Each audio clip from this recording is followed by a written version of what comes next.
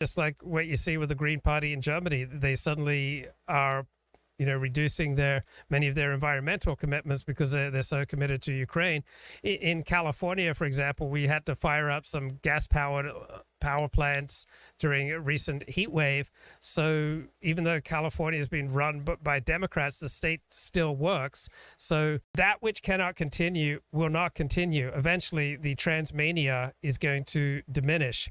Those aspects of the democratic agenda that are just cannot continue, such as defunding the police, will eventually reduce. Democrats don't like crime. Liberals don't like high rates of murder and rape. So Democrats, by and large, don't like homelessness. So when certain liberal policies are proven to be failures, then liberals will adapt those policies. So when big government became unfashionable, Bill Clinton ran on a platform, the age of big government is over. So I feel confident that which cannot continue will not continue, and that those adaptations of the Democratic Party that are maladaptive, such as defund the police, pushing transmania, I think will eventually diminish and be overtaken by more adaptive responses. And I think that for thousands of years, we will have right and left-wing responses, inclinations to stimuli, and in some circumstances the right-wing approach will be more useful, and other circumstances the left-wing one will.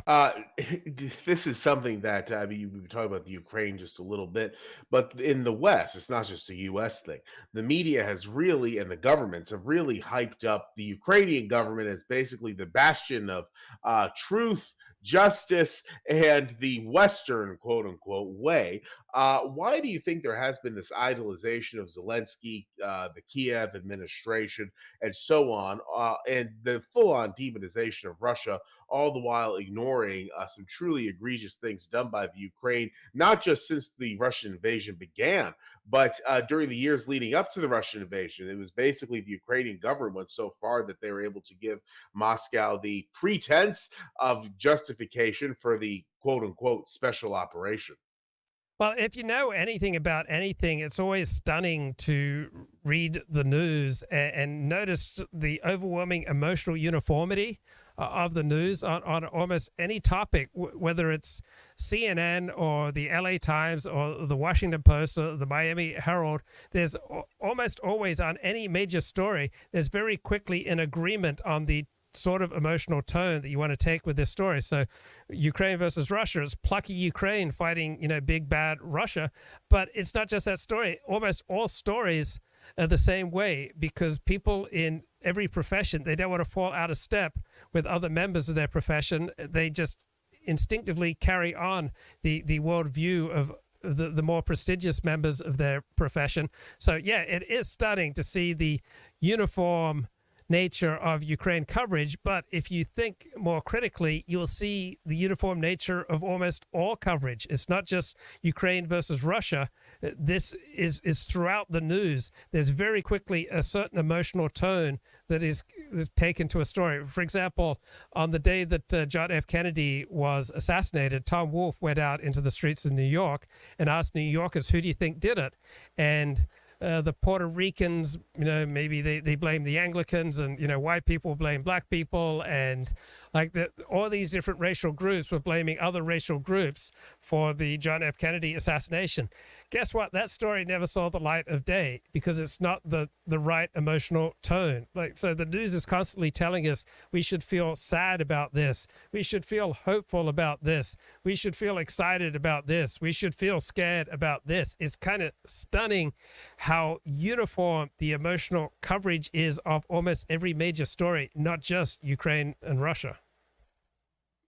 Will be definitely interesting to see how the media handles the outcome of the Russo-Ukrainian crisis. I think obviously Russia is going to be much wealthier for it, but we'll have to see as to what exactly happens.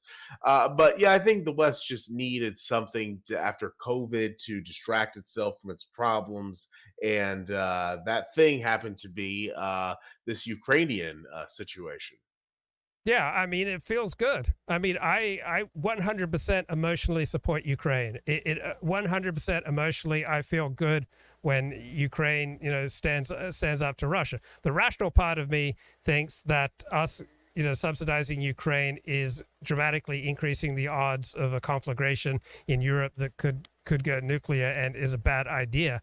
But I 100% emotionally understand why people side with the underdog. I mean, I love virtually every underdog sports movie that I've ever seen. It's like the one genre where I'm never disappointed.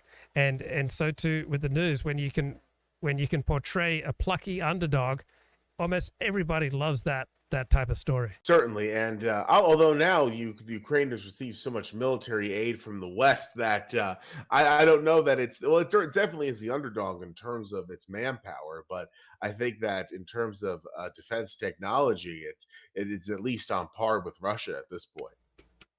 Right. Like in some ways, David was not the underdog versus Goliath. David had a slingshot. Goliath didn't have a slingshot. So it all depends on the perspective you take. So I'm a Dallas Cowboy fan. I can get myself, riled up. Oh, the refs are against us, or, they or that. Like to be a member of any group requires a sense of victimization. Like if you're an identifying Jew or an identifying Christian, you have a keen sense of how Jews, Christians have been oppressed. So it's just built into the human condition to have others that you hate and to have a blinkered view of your own group. Like we're all wired to be very good at spotting when other people try to manipulate us, because we did not evolve to be gullible. We wouldn't be here if we were easily manipulated. On the other hand, we're all wired to be terrible at spotting the flaws in our own thinking, because it's not evolutionarily adaptive to be constantly questioning yourself. It's much more adaptive to go around with a great sense of confidence in your understanding of the world.